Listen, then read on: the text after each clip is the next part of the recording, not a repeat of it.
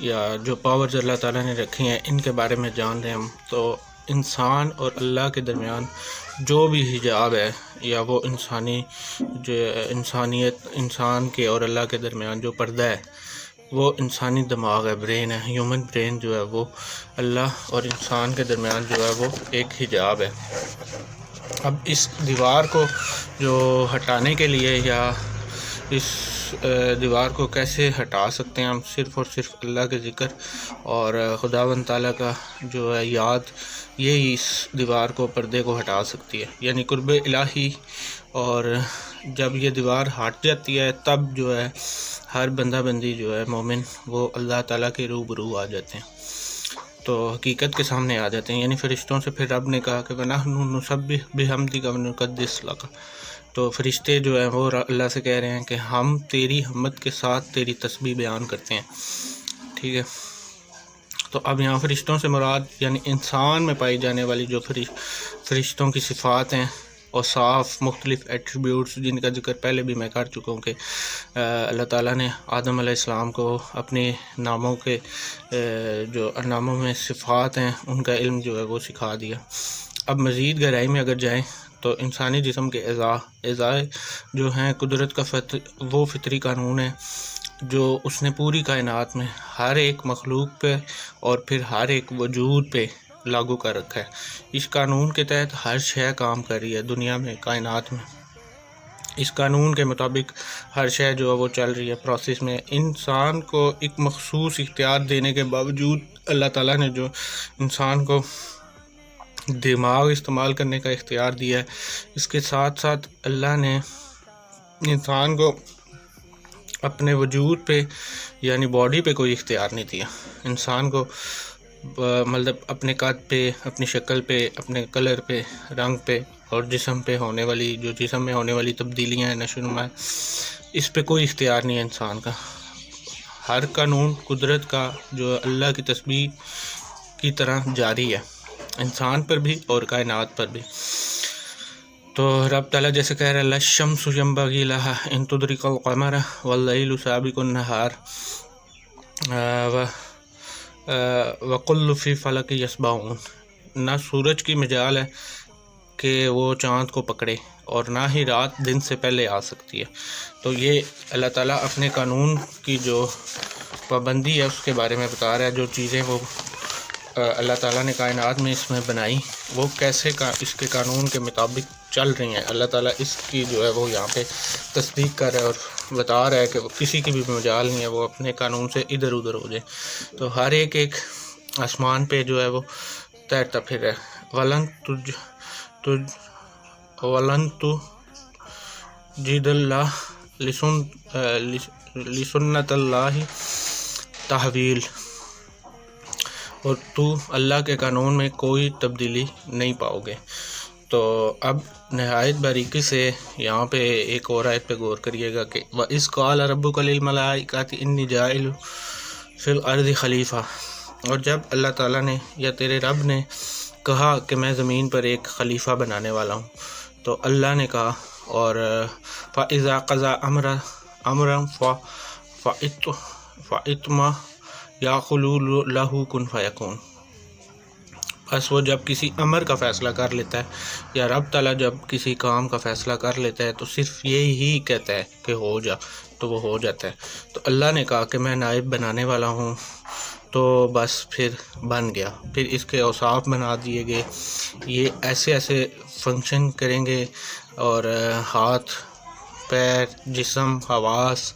اور وجود کا بڑھنا پھولنا، پیدا ہونا انسان کا اور پھر ختم ہونا، سب جو ہے وہ خود سے طے پا گیا۔ تمام کے تمام اعضاء، صفات اور تمام فرشتے اس کے مطابق ہی عمل کرنے لگے جیسا کہ رب کا حکم ہوا۔ تو اب اس کو سانچے میں اتارنا ہے کہ وہ اس زمین کے یعنی جسم کے دائرے میں مقید رہے گا، تو وہ ویسے ہی پیدا ہوگا، ویسے ہی مرے گا، ویسے ہی بڑے پھولے گا جیسے کہ حکم ہوا ہے، قانون کے مطابق ہی سب کام ہوں گے، ٹھیک ہے۔ لیکن اب آدم یعنی انسان کو جو رب تعالیٰ نے پیدا کیا آزمائش کے لیے، تو آزمانا تھا، تو وہ آزمائش کیسے ہوگی؟ تو جبکہ انسان وہ خود سے کچھ کر نہیں سکتا. تو نبتلیہ فجعلنا سمیعا بصیرا، تو اور ہم اس کی آزمائش کرنا چاہتے تھے، بس ہم نے اسے دیکھنے والا اور سننے والا بنا دیا. تو یعنی رب یہاں جو فرما رہا ہے میں نے اسے پاور دے دی، ایک اختیار دے دیا، انسان دیکھ سکتا ہے، سن سکتا ہے، سمجھ سکتا ہے، شعور دے دیا، سمجھنے کے لیے دماغ دے دیا. تو فرشتوں نے یعنی اعزاء نے کہا کہ جو اعتراض جو اس ٹائم فرشتوں نے کیا رب کے سامنے اس مقام پہ کہ قالوا تجعل فیہا من یفسد فیہا ویسفک الدماء، تو ایسے انسان شخص کو نائب بنانا چاہتا ہے. رب سے فرشتے کہہ رہے ہیں کہ جو زمین پہ فساد کرے گا اور خون پھیلائے گا، یعنی جسم وجود کو تو اللہ یا اللہ نے زمین میں وجود میں جسم میں جو اتارا ہے، جیسے اللہ نے اختیار بھی دے دیا اسے دیکھنے کا، سننے کا، سمجھنے کا، یعنی دخل اندازی کا، معاملات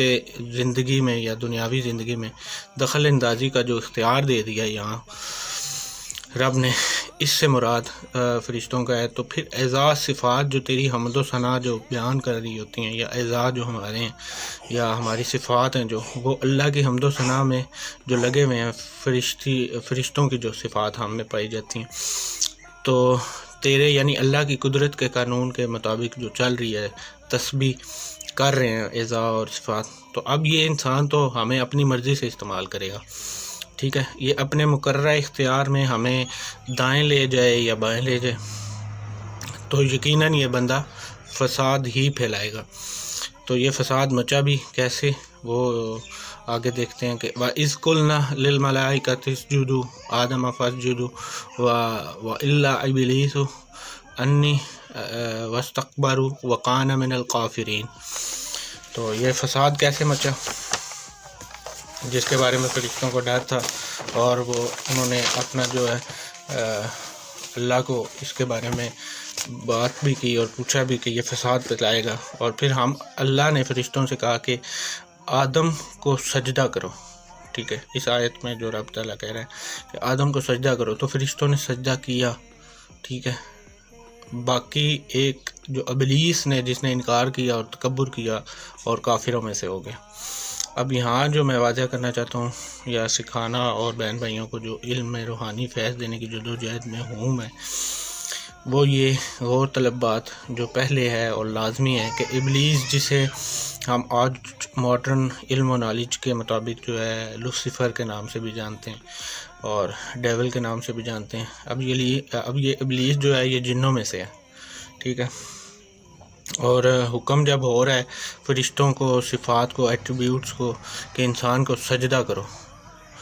تو اب غور کریں کہ ابلیس کیا اور کون سی صفت ہے یہاں پہ، ٹھیک ہے. باقی جو فرشتوں کی صفات ہیں انہوں نے اللہ کو سجدہ کیا، تو ابلیس اصل میں ہم انسانوں میں موجود وہ صفت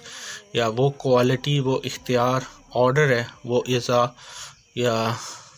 اس سے مراد جو اختیارات رکھتا ہے، مرضی کا یا نہ کا، انکار کا اختیار جو رکھتا ہے، ابلیس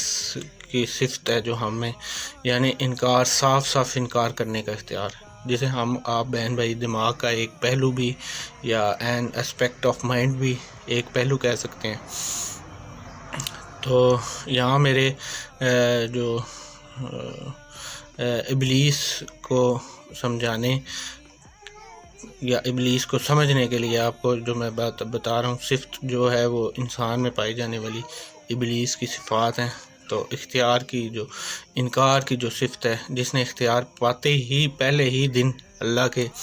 حکم کو انکار کر دیا. اور اب انسان کے دماغ کا دوسرا پہلو یعنی سیکنڈ اسپیکٹ آف مائنڈ وہ ہے کہ فَإِذَا سُوِّيَتْهُ وَنَفَخْنَا فِيهِ مِن رُوحِنَا فَقُولُوا ساجدین. آگے دوسری ویڈیو میں بات کرتا ہوں.